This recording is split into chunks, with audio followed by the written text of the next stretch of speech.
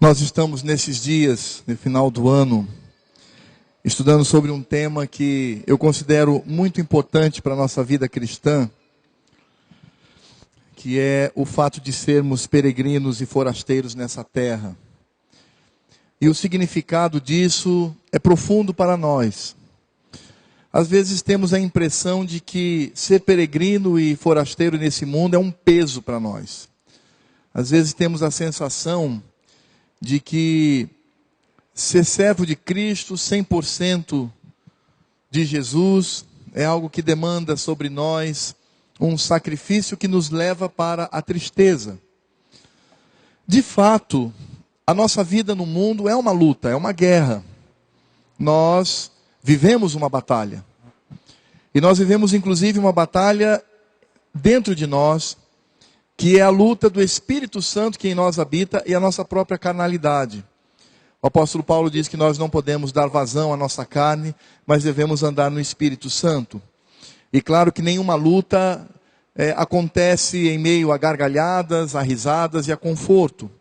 A luta sempre traz sobre nós algum sacrifício. Mas quando nós olhamos para essa luta e olhamos para a nossa vida, nós vamos perceber que essa luta, essa caminhada, ela não é inglória, mas ela é gloriosa no Senhor. E é por isso que eu acredito que o peregrino, o forasteiro nessa terra, ele tem também um sentimento muito grande, que é louvar e glorificar ao Senhor. Geralmente quando nós perdemos esse referencial, quando nós perdemos esta atitude de glorificar e exaltar ao Senhor, obrigado irmão, de exaltar ao Senhor, é porque nós também não estamos mais cultivando no nosso coração a visão que devemos ter de Deus. Então a nossa vida ela fica na horizontal. Então nós nos alegramos quando na horizontal tudo vai bem. Nós nos entristecemos e perdemos, inclusive a alegria da salvação, quando na horizontal as coisas acontecem contra nós. Mas é importante pensarmos que o peregrino nessa terra, o crente, que é estrangeiro nesse mundo porque é cidadão do céu, ele tem muitos motivos para se alegrar e ele tem muito mais motivos para glorificar e exaltar ao Senhor. E é exatamente isso que nós vamos ver. Nós vamos descobrir hoje, ou melhor, descobrir não, mas relembrar que Deus é bom. E isso às vezes foge do nosso coração. Nós muitas vezes não conseguimos compreender o significado disso. Deus é bom para nós. E nesse aspecto nós vamos ler o Salmo número 45. E o Salmo número 45 fala da adoração e da exaltação que devemos realizar para o nosso Deus. E as motivações estão no fato de não apenas Deus ser poderoso, mas do nosso Deus também, Ele ser bom. Salmo número 45, dos versos que vão de 1 a 21, nós vamos ler todo o Salmo, diz assim: Exaltar-te-ei, Deus meu e Rei, bendirei o teu nome para todos sempre. Todos os dias te bendirei e louvarei o teu nome para todos sempre. Grande é o Senhor e muito digno de ser louvado. A sua grandeza é insondável. Uma geração louvará a outra geração as tuas obras e anunciará os teus poderosos feitos. Meditarei no generoso esplendor da tua majestade e nas tuas maravilhas. Falar-se-á do poder dos teus feitos tremendos e contarei a tua grandeza. Divulgarão a memória de tua muita bondade e com júbilo celebrarão a tua justiça. Benigno e misericordioso é o Senhor, tardio em irar-se e de grande clemência. O Senhor é bom para todos, as suas ternas misericórdias permeiam todas as suas obras. Todas as tuas obras te renderão graças, Senhor, e os teus santos te bendirão. Falarão da glória do teu reino e confessarão o teu poder, para que aos filhos dos homens se façam notórios os teus poderosos feitos e a glória da majestade do teu reino. O teu reino é o de todos os séculos, e o teu domínio subsiste por todas as gerações. O Senhor é fiel em todas as suas palavras e santo em todas as suas obras. O Senhor sustém os que vacilam e apruma todos os prostrados. Em ti esperam os olhos de todos e tu, a seu tempo, lhe dás o alimento. Abres a mão e satisfazes de benevolência a todo vivente. Justo é o Senhor em todos os seus caminhos, benigno em todas as suas obras. Perto está o Senhor de todos os que o invocam, de todos os que o invocam em verdade. Ele acode à vontade dos que o temem, atende-lhes o clamor e os salva.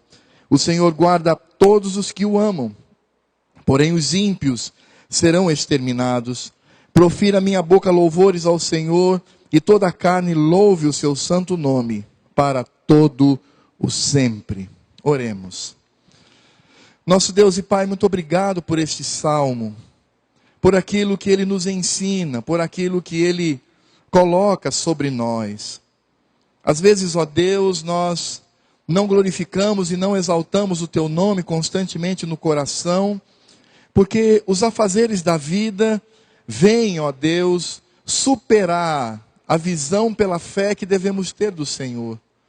Mas, ó Pai, não permita que no nosso coração surja alguma raiz de insatisfação. Não permitas, ó Deus, que sejamos ingratos diante do Senhor, mas que tenhamos, ó Deus, sempre a visão daquilo que Tu és para nós e daquilo que Tu fazes. Por isso, ó Pai, desperta no nosso coração isto. Por vezes temos uma vida de murmuração, de reclamação, temos uma vida, ó Deus, de derrota, porque nós não conseguimos enxergar uma realidade contundente e que existe independentemente, ó Deus, daquilo que sinto, que é o Senhor, Deus, que é bom para conosco. Por isso, ó Pai, fala ao nosso coração. É o que eu te peço, em nome de Jesus. Amém. Hoje em dia nós vivemos uma síndrome, uma doença muito comum, que é a doença da tristeza. E há muitos aspectos que contribuem para isto. O estresse talvez seja o carro-chefe. Nós temos uma vida muito agitada. O homem do século 21 é aquele homem que se sente pressionado por todos os lados. A tecnologia tem crescido de tal forma que não auxilia o homem, mas o pressiona. Nós às vezes não percebemos isto. Achamos que a tecnologia é algo que nos ajuda, que nos humaniza, que nos tranquiliza. Mas, na verdade, a tecnologia é algo que nos impulsiona para um estado de estresse profundo. Eu me lembro quando eu era jovem, adolescente, e eu me lembro muito bem como os bancos, por exemplo, funcionavam. Tinham aquelas longas filas, você então ia ao caixa, e tudo que você precisava do banco, você tinha que ir ao caixa. E o caixa não tinha um computador ou uma tela, ele tinha uma geringonça com alguns números e uma manivelazinha, então ele acionava aquilo, ele te dava um recibo e você ia para casa. Se você precisasse de dinheiro urgentemente, você tinha que ir no outro dia, lá no caixa, fosse R$10 ou R$100.000. Ou seja, o mundo poderia esperar, o mundo tinha que esperar. E quanto mais nós atrasamos no tempo, nós vamos descobrir que as pessoas elas viviam assim. Os dias eram muito mais longos, o ano demorava muito mais. E a expressão que nós ouvimos hoje, e eu tenho ouvido isso de muitos lados, é: puxa, já é dezembro, já estamos em 2014. Eu posso assegurar para você que o tempo não acelerou. Não houve nenhuma mudança no mundo, nem no tempo, nem no relógio. Mas são as pressões que estão sobre nós. Hoje, num clique, num simples clique, eu posso ter o conhecimento do que está acontecendo quase que no mundo inteiro. Eu estou numa sala de aula, o professor usa uma palavra esquisita, eu pego o meu smartphone e de imediato eu tenho o significado daquela palavra. Eu estou aqui, o meu celular vibra, então é alguém que está me chamando no trabalho porque há algo a ser feito. Ou seja, nós vivemos uma pressão muito grande. E a tecnologia serve para fazer isto. E esta pressão tem feito com que nos sintamos impotentes. E essa sensação de impotência faz com que tenhamos tristeza sobre tristeza no coração. É por isso que toda a tristeza, ela ocorre por conta da visão que nós temos. Nós não temos a visão do alto. Nós temos a visão daquilo que nos pressiona. Quanto mais eu me apego a este mundo, mais os seus tentáculos destruidores me esmagarão. Porque eu preciso produzir, eu preciso ganhar dinheiro, eu preciso ter status, eu preciso ser reconhecido, eu preciso concluir essa etapa do meu trabalho ou dos meus estudos. E isso então pressiona a minha vida, e isto demanda sobre mim tristeza sobre tristeza. Este salmo, ele nos faz pensar um pouco sobre isto.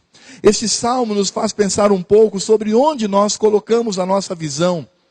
Apenas para termos um conhecimento rápido sobre este salmo é o último salmo de Davi no Saltério.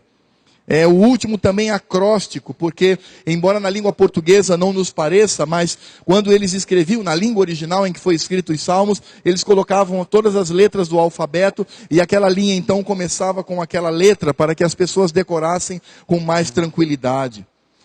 É impressionante porque este salmo ele está em meio aos salmos das aleluias, ou seja, aqueles que glorificam a Deus. A palavra aleluia, ela significa literalmente glorificado seja o nome do Senhor.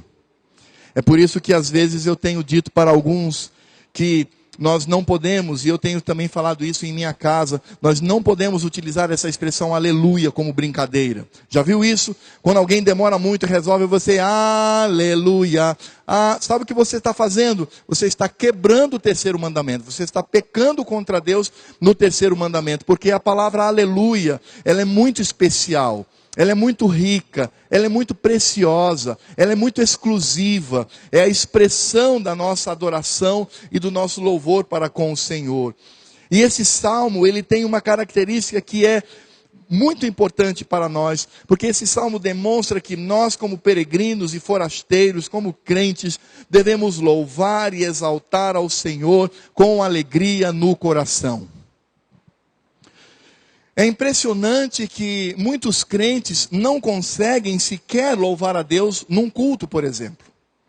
Elas possuem dificuldade, elas não têm ânimo, elas não conseguem expressar, e como eu disse, estas pessoas, elas se sentem assim porque são pressionadas por esta tecnologia que nos esmaga e que cobra de nós cada vez mais. Mas esse salmo diz que nós devemos parar. Este salmo diz que nós devemos refletir. Este salmo diz, talvez como Raul Seixas cantava dizendo, para o mundo, porque eu quero descer. Pare tudo, porque agora eu quero refletir. Eu preciso rever os meus conceitos, rever a minha vida. E eu vou descobrir muitas vezes que eu estou dando muita importância e me deixo pressionar por aquilo que não tem tanta importância assim. Por isso nós devemos louvar e engrandecer ao nosso Deus pelo seu poder soberano. Esse Deus que age sobre nós. Esse Deus que é vivo.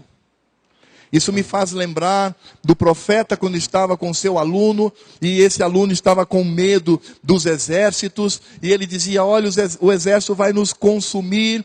E aí então o profeta ora a Deus e diz, Senhor, abre por um segundo a visão desse jovem. E as escrituras nos dizem que o Senhor atendeu a oração do seu servo, e ele contemplou uma miríade de anjos, um exército grandioso. E então quando o jovem contempla isso, ele diz, agora eu posso descansar. Isso é como o filho que está em casa quando a luz vai embora. A luz vai embora, a primeira coisa que a criança faz é pai. E quando ele ouve a voz, sim filho, estou aqui, fique tranquilo. Isso tranquiliza o coração dele. Nós precisamos viver isto. Nós precisamos a cada momento dizer pai, e pela fé ouvir a voz do nosso Deus dizendo, sim filho, eu estou aqui. Você não precisa temer. Eu estou contigo nessa jornada. E aí nesse aspecto o salmista nos ensina que a motivação do nosso louvor e do engrandecimento do nosso Deus está pelo seu poder. E em certo sentido, esse poder grandioso é aquele que cuida de nós, que nos forma, é aquele que está sobre o crente. Isso está do verso de 1 a 9. E diz assim a palavra do Senhor, acompanhe comigo. Exaltar-te-ei, ó Deus, meu Rei, meu e Rei, bendirei o teu nome para todos sempre, todos os dias te bendirei, e louvarei o teu nome para todos sempre. Impressionante, porque aqui todos os dias significa de segunda a segunda. Ele está dizendo, todos os dias, em todos os momentos, eu bendirei e louvarei ao Senhor no coração e na mente. Verso 3, grande é o Senhor e muito digno de ser louvado, a sua grandeza é insondável. Ou seja, nesse aspecto, o que a palavra do Senhor nos mostra é que exaltar ao Senhor é reconhecer aquilo que Deus é. E quando nós usamos a palavra exaltar ao nosso Deus, nós não estamos acrescentando algo que falta ao Senhor. Alguns pastores puristas e detalhistas, eles dizem, nós não podemos cantar músicas que dizem a Cristo coroai, nós não podemos cantar músicas que dizem exaltamos ao nosso Deus, porque Deus já é exaltado, Deus já é coroado. É claro, nós sabemos disto.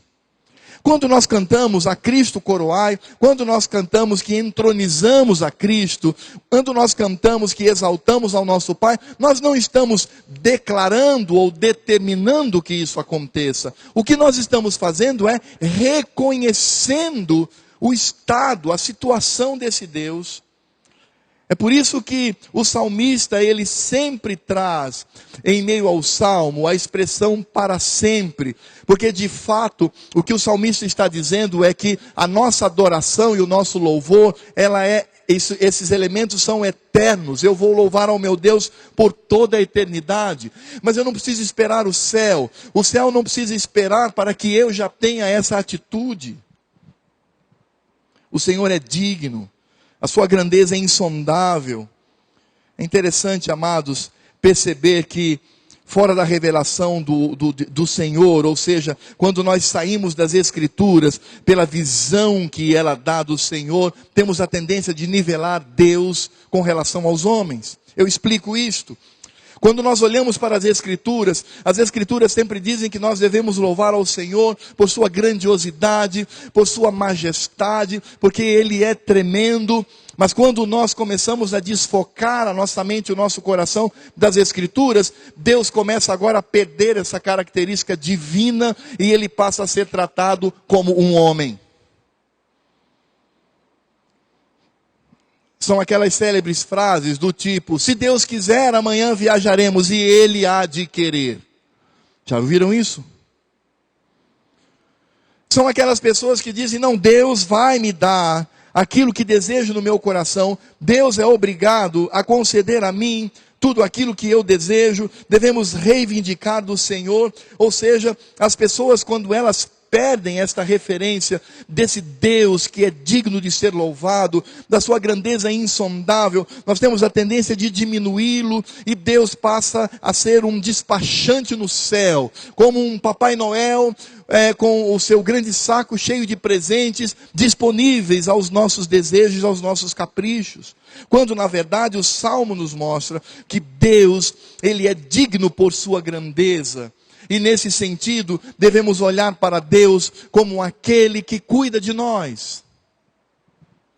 Quando nós olhamos para o verso número 4, aqui no Salmo, encontramos a seguinte expressão, uma geração louvará a outra geração as tuas obras e anunciará os teus poderosos feitos. Interessante, porque essa palavra aqui no verso 4, traduzido por louvará, ela significa literalmente, e até poderia ser traduzida dessa forma, essa expressão significa acalmar. O que o salmista está dizendo é que uma geração, pela sua expressão de louvor, há de acalmar a geração seguinte, para mostrar de fato quem Deus é e o que Ele significa para nós.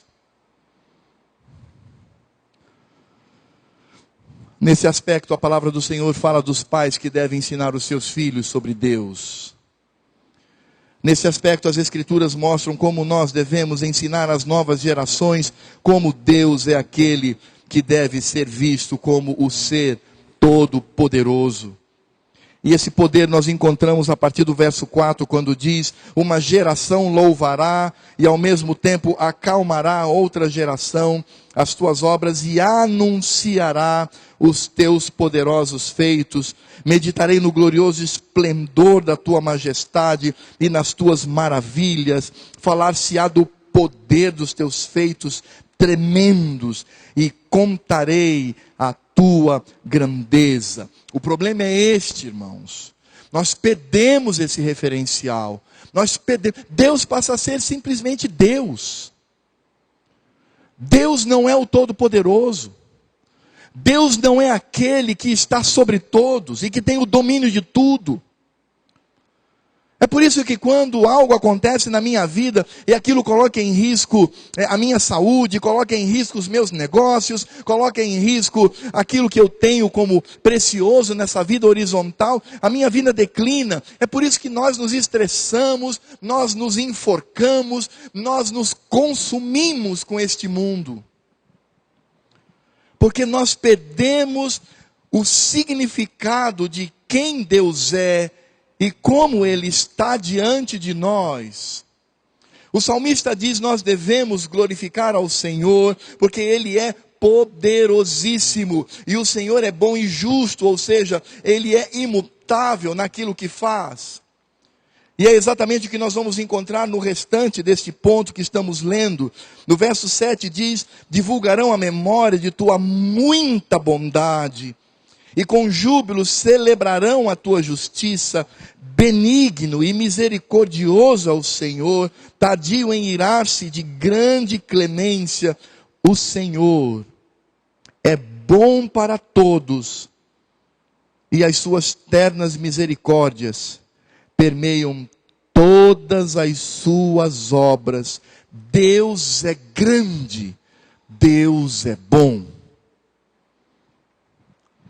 Então eu pergunto, por que a tristeza no coração? Então por que a vida derrotada? Por que a vida que nos torna cabisbaixos? Crentes que estão amuados e olhando para o chão e caminhando prestes a cambalear e cair. Crentes que não têm segurança e firmeza naquilo que faz. É porque nós nos apegamos muito a este mundo e nos esquecemos do poder de Deus e do cuidado que Ele tem para conosco. Sabe por quê? Porque eu vou dizer um segredo para você. Naquilo que você mais se apega nesse mundo, isto se torna o seu maior inimigo. Naquilo que você abraça nesse mundo, isto se torna o seu maior inimigo. Porque ele vai te destruir, ele vai te enforcar. E você sabia que isso às vezes acontece também com o ministério? Após 3 anos de trabalho na igreja do Senhor como pastor, eu fui assolado por uma avalanche sobre mim. Eu estava numa madrugada, acordei passando muito mal, fui para o pronto-socorro. Eu tinha 29 anos. E o médico, quando me examinou, falou: rapaz, quantos anos você tem? Eu disse: eu tenho 29 anos. Ele falou: nossa, você está destruído, rapaz. Você precisa sair daqui urgentemente, passar 30 dias num lugar. Você faz o quê? Você trabalha em quê? Aí eu, naquele momento, disse: eu sou pastor. E na verdade, eu só trabalhava, só agia como pastor. Ele disse: ah, é? Rapaz, então você deve ser, a tua igreja é um problema. Porque você está completamente descompassado. E você precisa sair daqui. E eu me lembro quando a minha esposa, muito preocupada, e nós agilizamos, estávamos guardando um dinheirinho para comprar um terreno, nós pegamos aquele dinheiro, compramos uma passagem e saímos daqui. E naquele momento eu aprendi uma lição preciosa. A lição de que eu preciso descansar no Senhor. Eu aprendi que não é pastor que segura membro na igreja. Eu aprendi que não é pastor que atrai membro para a igreja. Eu descobri que não é pastor que com a sua retórica faz com que as pessoas elas se santifiquem. Eu aprendi que pastor pode sim decepcionar a ovelha, porque é humano. Eu aprendi simplesmente que eu sou humano e que eu preciso descansar nas mãos do Senhor. Por isso, quando eu falo sobre as pressões desse mundo, eu não estou dizendo, bom, irmãos, isso é diferente com o ministério. Não, eu estou falando sobre qualquer atividade que nós realizamos. Precisamos olhar para o nosso Deus, mudar a perspectiva, claro, continuar o nosso trabalho. Naquele ano, em 1993, eu não disse, bom, agora então eu abandono o pastorado e eu quero fazer outra coisa, vender banana na rua, ficar tocando violão para pedir esmolas. Não, eu continuei o meu trabalho, só que agora, numa outra perspectiva, na perspectiva de que o meu Deus é soberano, o meu Deus realiza todas as coisas. O que Ele requer de mim é fidelidade, e o que Ele requer dos seus filhos é que estes filhos reconheçam a sua grandiosidade e que depositem nele a confiança, descansem nele. Olha, amanhã não tem dinheiro para comida. Bem, eu fiz tudo o que era possível. Não há, o Senhor proverá. O Senhor proverá. Porque mais do que nós, Deus sabe disto. Pastor Hernan, que é um homem muito conhecido, um missionário. Chegou um dia que a esposa dele chegou para ele e disse, Hernan, nós não temos nada para comer até amanhã, nada. E eles tinham uma filha pequena, de 8 anos mais ou menos. E o que aquele homem de Deus fez? Ele foi orar, porque é isso que o crente faz. Ele se ajoelhou e disse assim, pai, tu sabes que eu tenho uma família. Tu sabes que eu preciso alimentar minha filha. E tu sabes que eu já fiz tudo possível e não há como. Então, Senhor, está em tuas mãos. E ele foi dormir e dormiu em paz. No outro dia, ele saiu no quintal e uma cadela estava com um pedação de carne desse tamanho na boca. Carne de primeira. E ele olhou para aquilo e sai para lá, cachorro. E pegou a carne, olhou, limpou. Disse, mas olha só, deve ter roubado de alguém. Ele poderia naquele momento dizer assim, nossa Senhor. Não, ele era um homem crente, um homem fiel, um homem que tinha o coração no reino. Ele pegou aquela carne, ele saiu de casa em casa, nos quarteirões ao redor. Bim bom, pois não. Escuta, a senhora deu falta da sua carne aqui? Porque eu peguei, não. Dim dom, olha, não, também não. Ele andou, depois ele voltou para casa e disse assim para a esposa dele, mamita, agora eu posso crer. O Senhor trouxe o nosso alimento. Para Elias, ele usou corvo. Para nós, ele usou uma cadela. Eu não quero colocar a experiência do pastor Hernani como regra, e não é, porque ele poderia não ter nada naquele dia para comer. O que eu quero dizer é que Deus cuida de nós. Essa bondade de Deus é para o nosso cuidado. Vocês já estão cansados de ouvir essa história? Aliás, Sandra sempre fala assim, amor, você precisa comprar um livro de ilustrações, porque fica repetindo as mesmas, mas eu gosto de repeti-las. Eu estava na África com o Ronaldo Lidório, aquele país estava em estado de sítio, nós não tínhamos absolutamente nada, não tínhamos dinheiro, estávamos vivendo um perigo, fomos na Embaixada do Brasil, disseram, olha, o máximo que podemos é anotar o nome de vocês, se vocês morrerem, dá um endereço que eu mando para a família de vocês, e aí nós voltamos para o quarto, eu estou encurtando a história, e aí olhamos um para o outro e dissemos assim, nós já fizemos tudo, e aí eu disse assim, menos uma coisa, nós não oramos ainda. E nós oramos e dissemos, Senhor, se tu queres, tu podes nos livrar disso. Se não, estamos debaixo da tua bondade. Estamos debaixo do teu cuidado. Estamos debaixo do teu querer. E aí os que são minhas ovelhas já conhecem a história. Aquela senhora que havia alugado aquele quarto, era uma mulher crente. Ela desceu, pegou um maço de dinheiro que ela havia juntado durante 3 anos e disse, olha, está aqui para vocês. E eu disse, mas como é que a senhora vai me dar esse dinheiro? Ela disse, eu não sei. Mas eu vou emprestar a vocês. Vocês estão precisando? Estamos. E eu olhei para ela e disse assim, olha, mas a senhora não sabe a senhora não me conhece, eu vou embora, eu sou do Brasil, aqui é África, eu estou indo para o Brasil. Como é que a senhora sabe que eu vou lhe pagar? Ela disse assim, isso não me importa. O Senhor Deus proverá. Nós não pedimos nada para aquela mulher, nós sequer a conhecíamos. Mas ela bateu na porta do nosso quarto e disse, aqui está o dinheiro que eu juntei durante 3 anos. Porque vocês devem estar precisando. Irmãos, nós precisamos mudar o foco da nossa visão. Precisamos mudar o foco do que vemos. Porque senão esse polvo maldito vai te enforcar. Ele vai te matar, ele vai te sufocar até a morte. E é por isso que o salmista também ele nos ensina que o Senhor é aquele que concede um reino para nós. Do verso 10 até o verso 13, na primeira parte, ele diz: todas as tuas obras te renderão graças, Senhor, e os teus santos te bendirão, falarão da glória do teu reino, e confessarão o teu poder, para que aos filhos dos homens se façam notórios os teus poderosos feitos, e a glória da majestade do teu reino. O teu reino é o de todos os séculos, e o teu domínio subsiste por todas as gerações. O que o salmista está dizendo aqui é que Deus reina por toda a eternidade. O que ele está dizendo aqui é que nós precisamos compreender que se o Senhor tem um reino, eu sou parte desse reino. Deus reina sobre tudo, e eu sou o súdito desse rei. E esse rei, ele não é humano, ele não é falho, ele não é pecador, mas ele é um rei soberano, puro. É um rei que me ama, e é um rei que concede a mim uma pátria, mas essa pátria não é desse mundo. O problema não é saber se existe ou não essa pátria, não, ela existe. O problema é eu, em vez de me sentir como cidadão desse reino, eu cada vez mais, eu estou me empurrando, se isso é possível, eu estou me deslocando para o reino deste mundo. E eu preciso deixar algo muito claro para os meus amados irmãos. Quando eu estou falando aqui de mundo, de tentáculos, eu não estou falando de pecado.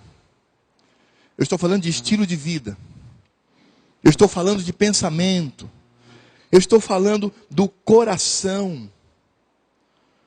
Por isso que nós, quando olhamos para o futuro, nós descansamos no Senhor, porque Deus reina sobre nós, e Ele nos ama, e Ele é aquele que coloca sobre nós um grande sentimento, que é traduzido muitas vezes por misericórdia, outras vezes por graça, outras vezes por amor, mas essa expressão significa esse amor fiel de Deus sobre a minha vida. O amor que Deus tem por mim, irmãos, não é por minha causa, é por causa dele mesmo.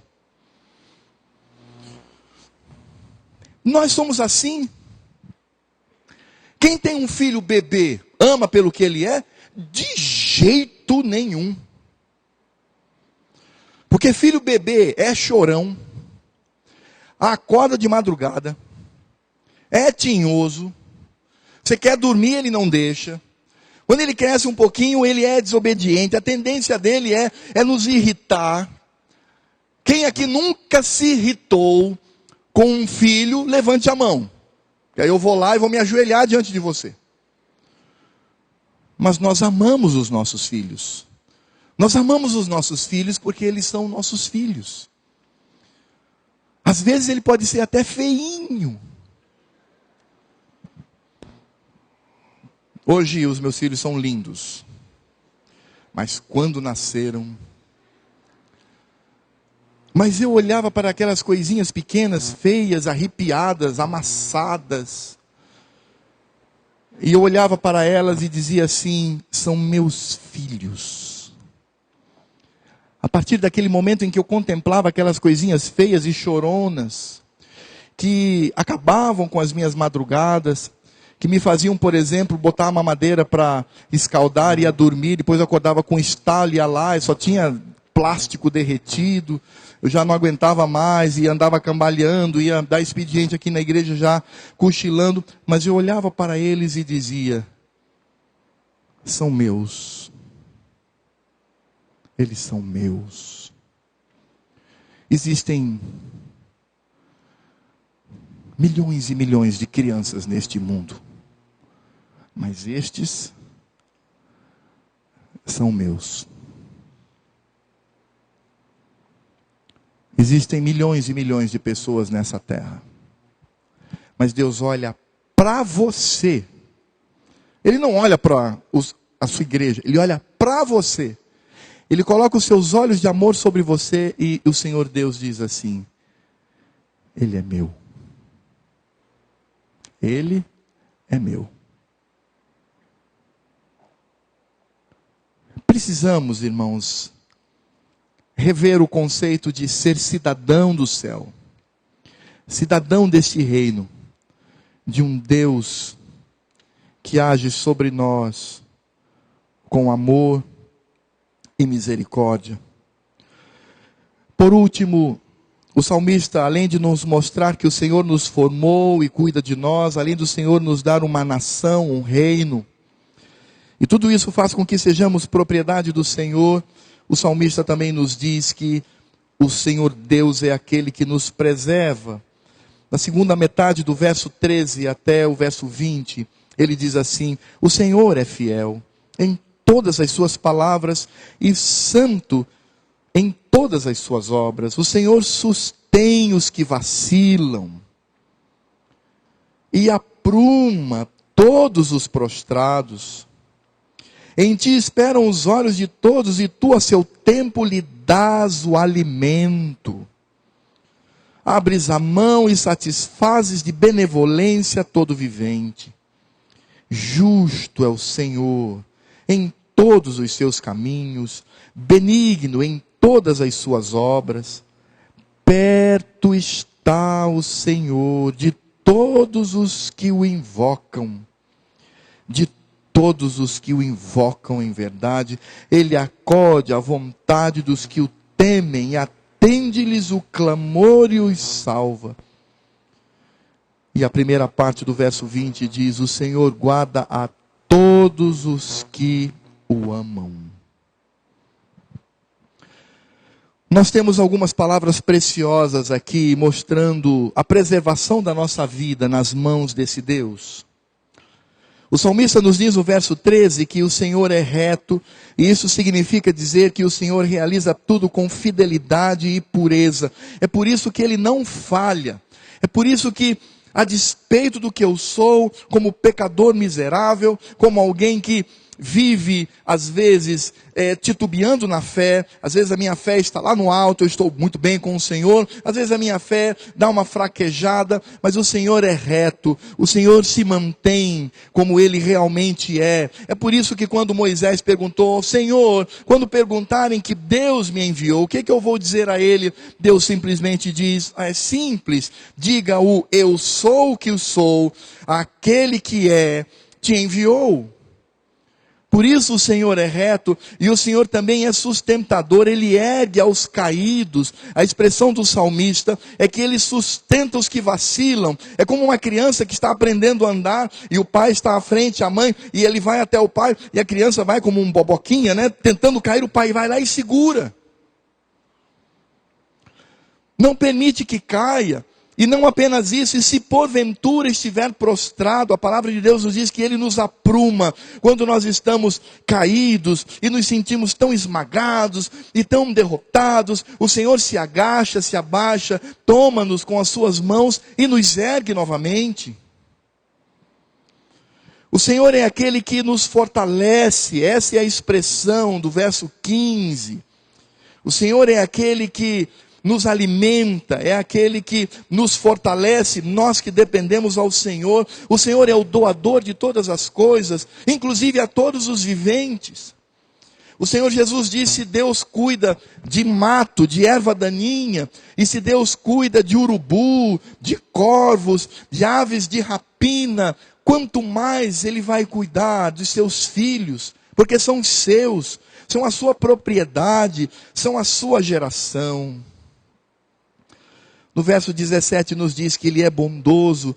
Todas as atitudes de Deus são atitudes de justiça e de bondade sobre os seus filhos. No verso 18 diz que o Senhor está presente.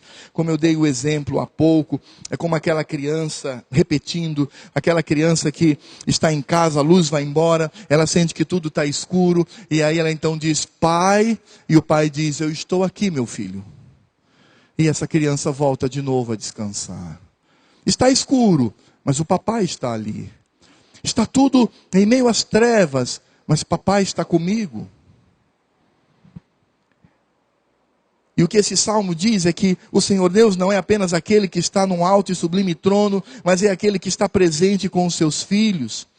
Ele atende quando o nosso coração, por vezes, se enche de desesperança, se é que isso é possível, porque na verdade ele se esvazia de toda a esperança. E a palavra de Deus nos diz que Ele nos resgata, e o Senhor Deus, como diz no verso 20, o Senhor guarda todos os que o amam. Nesse sentido, o Senhor nos trata com exclusividade. É por isso que o salmista no verso 20, ele faz um paralelo com os ímpios. Ele diz, os ímpios, os que não pertencem ao Senhor, eles serão exterminados, eles serão arrasados, serão acachapados, serão amassados, serão esmagados pelo Senhor, porque eles não rendem ao Senhor, eles não conhecem ao Senhor como nós o conhecemos.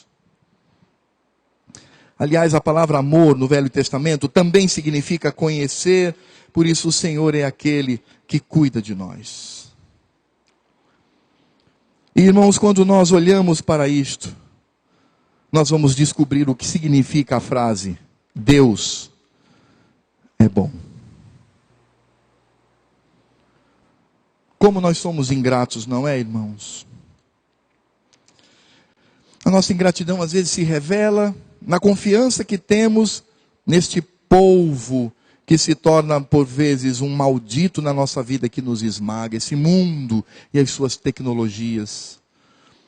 Confiamos naqueles que nos decepcionam, e nós não temos esta atitude do salmista, quando ele diz, todos os dias te bendirei e louvarei o teu santo nome. E Senhor, eu faço isto agora, como diz o verso 2, mas isso vai durar por toda a eternidade, porque eu vou te louvar, eu não vou me cansar de fazer isto, por conta dos teus benefícios sobre a minha vida. É por isso que quando nós encontramos esse Deus que nos ama, que cuida, que nos abraça, que nos afaga, que nos levanta, que nos ergue, que nos alimenta, que cuida da nossa família, do nosso lar, qual deve ser a atitude do crente? A atitude do crente é o que está no verso 21. Você pode repetir comigo em alta voz o verso 21, por favor? E leia não apenas com a sua mente, com os seus olhos, mas leia o verso 21, contrastando muitas vezes com aquela atitude que se torna ingrata diante do Senhor. E leia o verso 21, colocando diante desse Deus que é bom para nós. Vamos ler todos juntos o verso 21. Profira a minha boca louvores ao Senhor, e toda a carne louve o seu santo nome para sempre. Só as mulheres.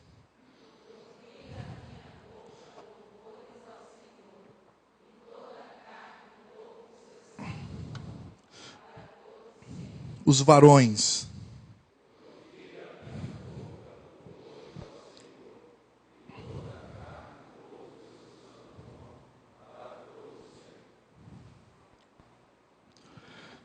Que bom seria se isso fosse realidade. Eu posso garantir para os irmãos que, se todos pensassem assim, o nosso culto seria diferente. O nosso louvor seria diferente. A maneira como nós cantamos. A maneira como nós reagimos diante do Senhor. E é claro, eu não quero restringir a este culto que prestamos, esse culto especial que prestamos ao Senhor. Mas durante toda a minha vida, aconteça o que acontecer, você chega segunda-feira, amanhã no seu trabalho, e alguém diz assim, olha, uma bomba vai estourar em cima de você. Você não imagina o que estão preparando pelas suas costas. Isso vai tirar a sua paz? Obviamente, se você não tem rabo preso, óbvio, né? Se você não tem pecado nisso. Se você não tem pecado nisso, isso vai abalar a sua paz? Esse Deus que estamos percebendo aqui vai enfraquecer-se amanhã? Ou diante da primeira luta que surgir diante de você? Por isso precisamos aplicar essa mensagem. E eu quero fazer isso com uma pergunta. Pense bem comigo, eu tenho motivos para me alegrar diante de Deus e dos homens? Eu tenho algum tipo de razão para louvar ao meu Senhor?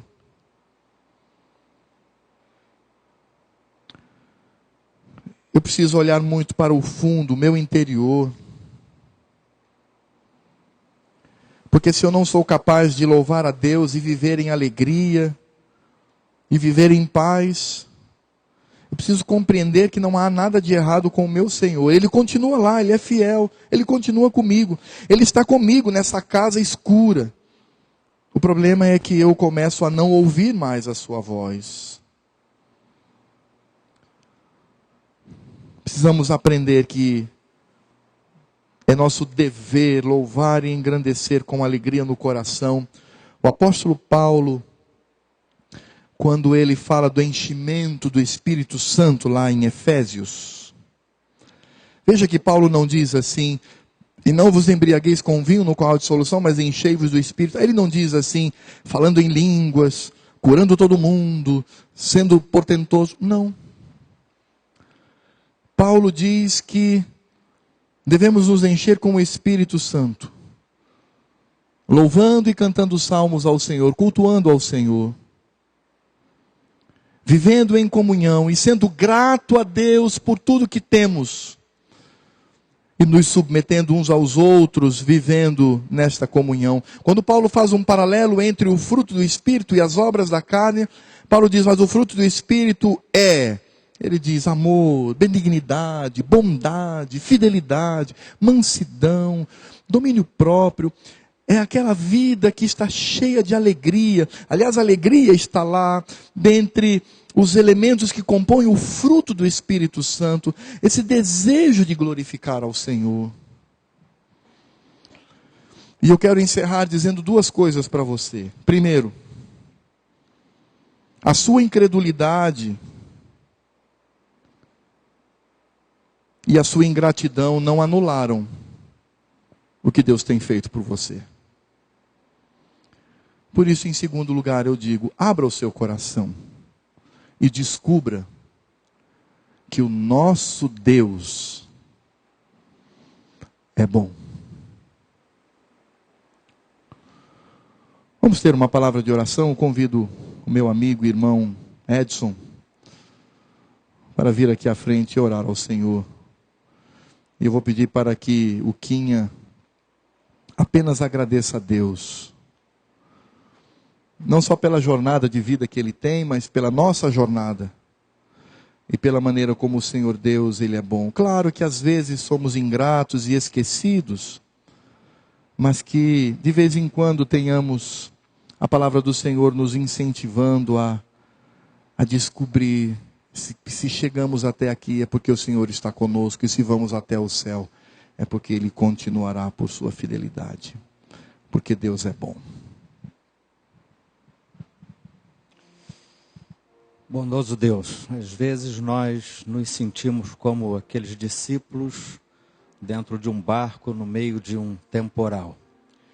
Parece que as ondas são maiores mesmo do que a fé que temos. E nós pensamos que vamos sucumbir. Nós nos esquecemos que o Senhor está ali tão perto de nós. E às vezes, não é que o Senhor esteja dormindo, é que nós adormecemos e não percebemos que o Senhor está bem junto de nós.